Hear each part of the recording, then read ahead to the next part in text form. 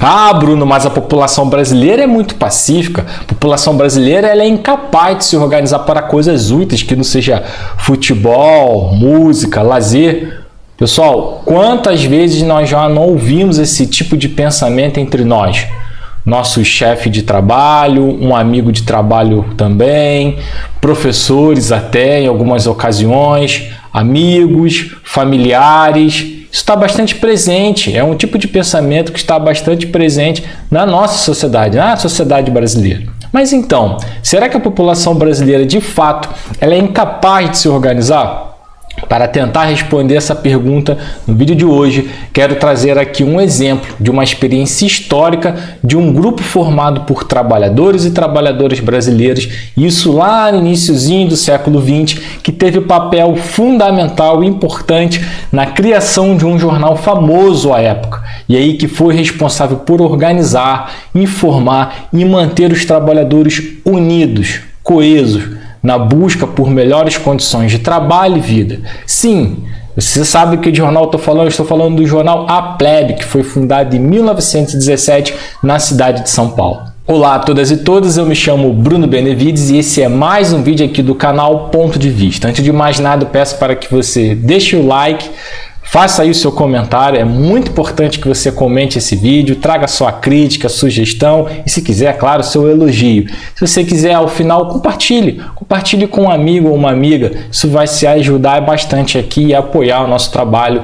de divulgação científica, conhecimento histórico e análise política, entre outras questões. Então, desde já, agradeço demais. Então, pessoal, no final do século XIX e iniciozinho, nos primeiros anos do século XX, para quem não sabe, existiam até explicações científicas, vindo aí do campo da biologia, da medicina, principalmente da medicina mental, para justificar e, ao mesmo tempo, trazer explicações sobre essa possível passividade brasileira e a sua suposta, né? Abro aspas, incapacidade de se organizar. Para alguns intelectuais da época, essa explicação estava justamente no fator racial. Seria a herança negra indígena do povo brasileiro que justificaria, abro novamente aspas, a nossa apatia. Já para outros pensadores intelectuais da época, médicos, juristas, jornalistas, filósofos, acadêmicos, seriam os fatores psíquicos, aí uma espécie de fraqueza moral, uma fraqueza intelectual, uma falta de intelectualidade, uma falta de moral ali muito consistente e até mesmo algumas doenças contagiosas e também algumas moléstias mentais que serviriam para explicar para apontar uma explicação dessa suposta inclinação do povo brasileiro para um certo fanatismo, principalmente a forte religiosidade existente em algumas regiões do país. Esse fanatismo, portanto, ele serviria assim de um impedimento para que o brasileiro não se portasse com coisas sérias e relevantes da sociedade. Mas, claro, se a gente for aqui observar do ponto de vista atual, ó, o nome do canal, ó, ponto de vista, essas leituras, se a gente for ver, muitas delas estão enormemente influenciadas, marcadas aí por interpretações racistas, são antiquadas, sem comprovação científica, se a gente for olhar com base na ciência dos dias de hoje, e de certo modo elas carregam ali um certo desprezo pelo país. A gente precisa lembrar que exatamente na virada do século XIX para o início do século XX estava muito influente as teorias ligadas às teorias raciais, ligadas à ideia de hierarquia de raças, muito em voga não só no Brasil, mas como, por exemplo, nos principais circuitos acadêmicos europeus, nos principais espaços de ciência, tanto da Europa quanto também dos Estados Unidos. A ideia, hoje já não existe mais, hoje já ultrapassado, mas a ideia de que havia então, portanto, uma hierarquia entre as raças. Uma raça era superior, mais desenvolvida do que as outras raças existentes. Hoje em dia está completamente superado. Hoje em dia, inclusive, não devemos mais falar em raça, tá certo? Como acontece, por exemplo, com as espécies animais. Ok? Então vamos lá. Bom, esse tema da passividade, dessa incapacidade de se organizar do brasileiro, ela vai década da frente. Ela começa no início do século XX, mas ela vai até os anos 20 com autores, por exemplo, como Oliveira Viana, do qual vai fazer trabalhos e publicar textos tentando extrair explicações para essa incapacidade associativa do povo brasileiro. Se nós pudéssemos resumir aqui, para esses movimentos que estão surgindo nesse período, esses grupos, esses pensadores, o Brasil seria um país atrasado por sua passividade, por questões biológicas diversas, pelo baixo nível cultural e educacional da população brasileira nesse contexto e, claro, por causa da corrupção. Nos anos 30, isso já na era Vargas, alguns pensadores intelectuais que vão produzir, vão tentar compreender e interpretar o país nesse período, vão muito defender essa ideia da corrupção, que passa a ser, portanto, a ser tratada como uma herança cultural portuguesa. Então, os portugueses lá no passado foram eles que trouxeram esse ranço, essa ideia de corrupção e que atravessou anos, séculos e décadas e chega até os dias de hoje. O tema da corrupção também chega com muita força essa leitura nos anos 50 e 60. Exemplo disso foi o caso de figuras como Carlos Lacerda, que foi um dos fundadores aí da UDN, União Democrática Nacional, que foi um partido fundado em 1945.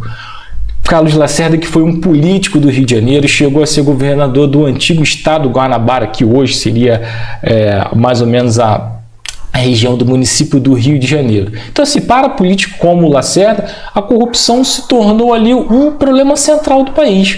Ou seja, entre aspas aqui, se a gente pudesse condensar o pensamento dessas pessoas, né? O Brasil só é um país atrasado por conta da corrupção, ou seja, como se não tivesse, né, corrupção em países desenvolvidos e ricos, como se fosse apenas uma característica dos países latino-americanos.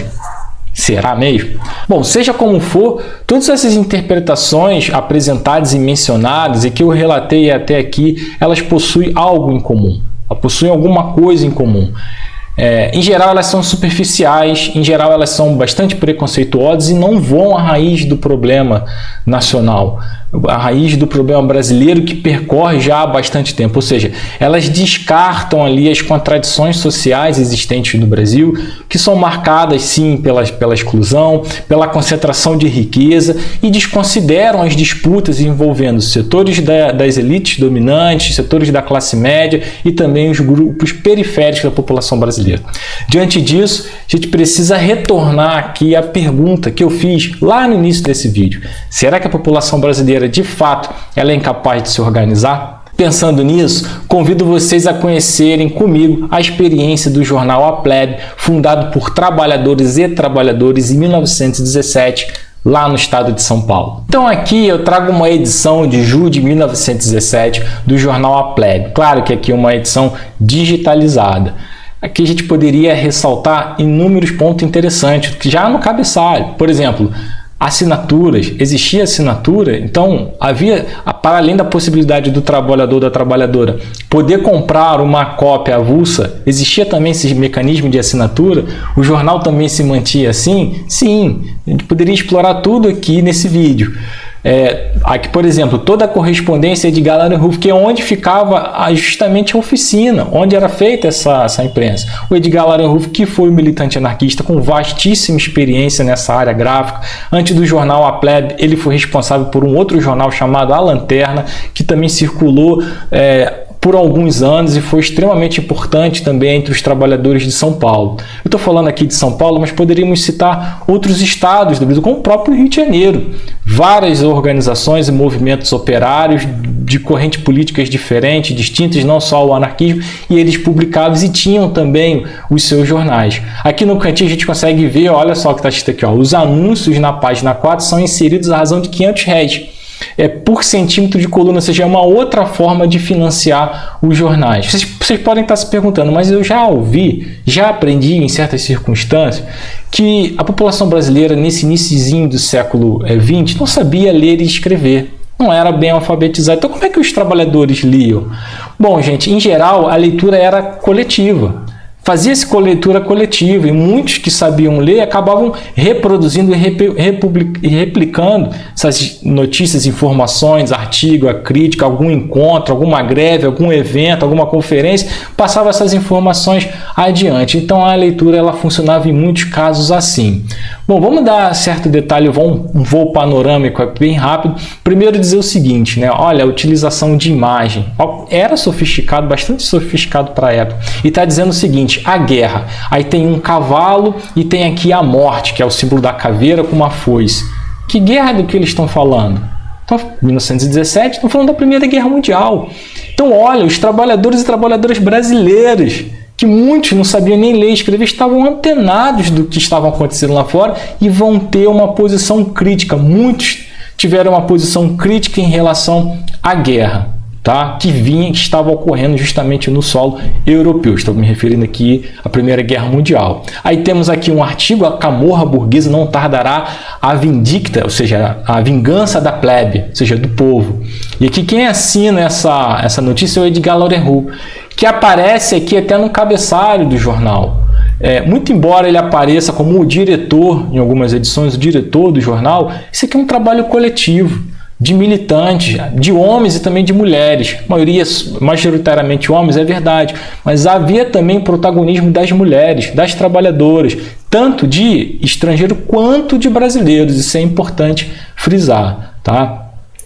Aqui algumas colunas, Guanabiras é até uma coluna recorrente. Olha, mas essa aqui é interessante comentar. Guanabiras, que é uma referência que é a Guanabara, ou seja, ao Rio de Janeiro. Muitas dessas notícias, informações, artigos assim, geralmente eles eram publicados até mesmo com pseudônimos, para não se identificar, para não ter a repressão da polícia, para não ter a repressão do Estado, para não ter a repressão do governo. Alguns trocavam nomes, inventavam nomes fictícios, só era bastante comum de acontecer. Olha essa chargem aqui no cantinho também, que interessante. Ó. Era muito comum a utilização de imagem, né, pessoal? Então, ó, patrícios e plebeus. Aí você vê o patrícios, né, os trabalhadores, perdão, os plebeus, né, os trabalhadores trabalhando ali numa oficina, batendo numa bigorna, e do lado de cá o burguês, a figura do burguês, que era sempre retratado como um sujeito gordo, ou seja, preguiçoso, que não trabalhava, que era explorador, trabalhava à custa dos outros. Na época era assim que se pensava,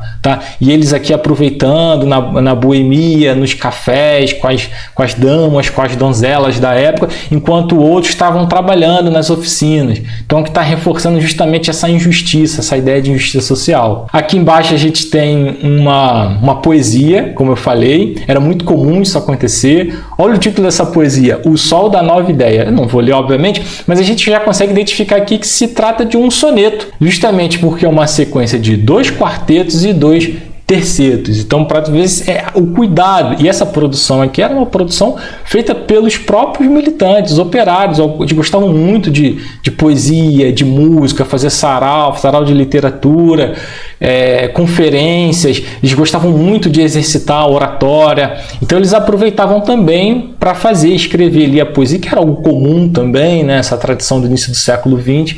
Então, eles acabam publicando. Olha aqui, por exemplo, essa outra notícia aqui, ó. Ecos de Alagoas, um texto vindo de Alagoas, uma cruzada que se impõe. E aqui, ó, a libertação dos trabalhadores rurais. Então, havia um apelo também havia um apelo para os trabalhadores operários urbanos, mas havia um apelo também para os trabalhadores rurais. Em pouca medida, em menor escala, é verdade, mas existia. E quem assina esse artigo aqui é justamente o Antônio Canelas.